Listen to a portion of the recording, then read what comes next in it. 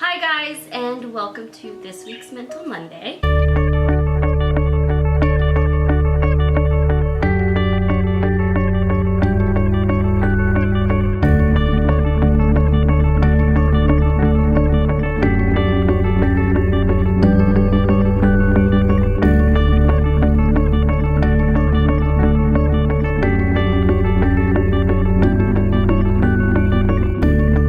So, continuing the series that I started last week with the disorders that I want to talk about. I said the next one I wanted to talk about was bipolar disorder, and I do, but I think I'm going to split this one up and do bipolar 1 and bipolar 2 because there is a difference. Bipolar 1 disorder, I'm going to start with. The definition of bipolar 1 is characterized by the occurrence of at least one manic or mixed episode. Most patients also at other times have one or more depressive episodes and all experience a hypomanic stage before progressing to full mania. So it is a type of bipolar and conforms to the classic concept of manic depressive illness, which can include psychosis during mood episode. I'm reading Wikipedia. The differences between the two is in the manic or full manic versus hypomanic episodes. So it's in how severe the mania is. For bipolar 1 is diagnosed by single manic episode, most recent episode hypomanic, most recent episode depressed, most recent episode mixed or unspecified. It's the occurrence of one manic episode versus one or more depressive episodes, or along with one or more depressive episodes, but more on the depressive side than the manic side. One episode of mania is sufficient to diagnose bipolar disorder. Treatment after going through tests can include lithium, anticonvulsants, antipsychotics, electroconvulsive therapy, and sometimes antidepressants. Electroconvulsive therapy for bipolar disorder is interesting. Bipolar disorder is genetic. It can literally just be your parents passed it on to you. And most of the time, you don't get any change in behavior solely based off of therapy. Like, working through problems is not where this is coming from 85% of the time.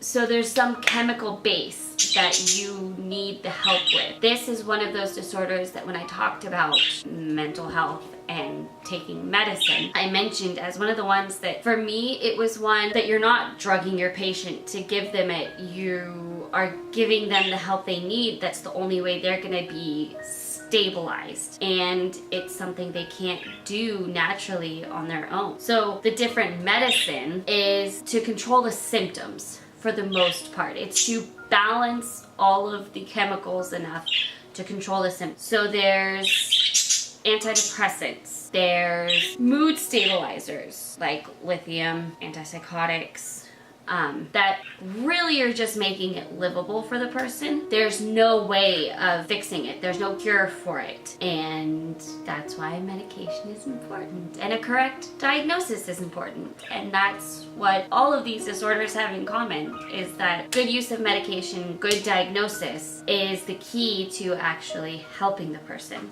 So all of the tests that they do, they check your thyroid, your liver, blood counts, all of that to try to rule out other stuff causing this and get a, like, yeah, there's nothing else causing these symptoms. It's gotta be bipolar. Is part of making sure they've got a correct diagnosis before they start doing all of these pretty intense treatments. I know people that in trying to find the right medication who are bipolar, they have gone up and down with how they feel about the medication they're on, and it's made them go off of it, and then they have episodes, and they struggle with both because they don't like how their medication makes them feel, but they don't want to have the episodes. They don't want to feel that way either. So it can be a struggle. It's a lot of work trying to find the balance and trying to find out what one is the best one for you and your body and your brain chemistry, even with other medication that are hormone based. If you don't have the right level for you personally, it's not gonna work as well, and you're gonna notice that. So bipolar is one that is very volatile because while the symptoms are pretty generically categorized as far as you have mood swings, you have manic episodes, you have depressive episodes, you are taking all of these medications to help that, but those behaviors can play out differently in everybody. Some people, some of the disorders, and I think bipolar is one of them, you can be like catatonic, where you're gone, you're not moving, you're not conscious almost. So, the history of bipolar disorder has been really shaky. There's actually a really big stigma with bipolar disorder. That's probably one of the most widely known mental disorders. And so this is a very sensitive topic. And it's not something that many outside of the psychology field really understand unless you know somebody really, really close to you or you yourself have it. And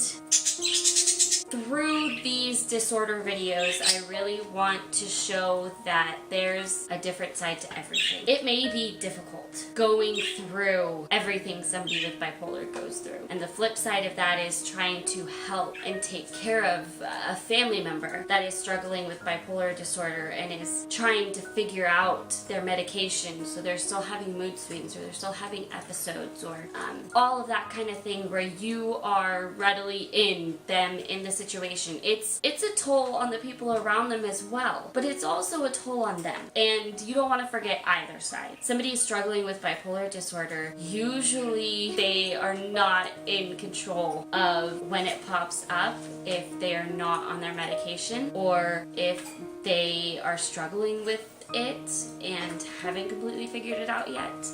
Even somebody that just is not diagnosed yet and they just think they're struggling. It's a struggle for them too. Hopefully these videos can kind of break that and open up the conversation to be able to be more on the same level and together in it and understanding of those that struggle with mental disorders, not just bipolar, all mental disorders, and kind of help them through it and not be so scared of it, not be so standoffish or unsure of what to do. So I don't feel like I gave a ton of information specifically about bipolar. I hope I gave enough though. I tried to explain best I could what bipolar 1 is and what the difference you'll see is between bipolar 1 and bipolar 2 when I do the bipolar 2 video. So please leave any questions you might have in the comments and I would love to answer them and find the answer if it's one I don't know the answer to, and share stories, start a conversation.